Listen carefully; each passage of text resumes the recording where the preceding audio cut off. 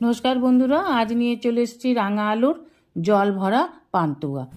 রাঙা আলুটাকে খুব ভালোভাবে একটু লবণ দিয়ে সিদ্ধ করে নিয়ে হাতে করে ম্যাশ করে নিলাম। এবার অল্প অল্প ময়দা দিয়ে একটা নরম ডো বানিয়ে নেব। ওভেনে একটা সসপ্যান বসিয়ে দিয়ে দেবো 1 বাটি চিনি, খেজুর গুড়ের পাটালি দিয়ে দেবো ওই বাটি 4 বাটি জল। একটু ফুটিয়ে রসটা করে নামিয়ে নেব। রসটা বেশি ঘন হবে না। এবার মেখে রাখা ডোটা থেকে লুচির থেকে ছোট একটা লেচি কেটে গোলা পাকিয়ে তার মধ্যে নকুলদানা ভরে দিন। এইভাবেই সমস্ত গোলাগুলোকে বানিয়ে নিতে হবে। ওভেনে কড়া বসিয়ে দিয়ে দিন সাদা তেল।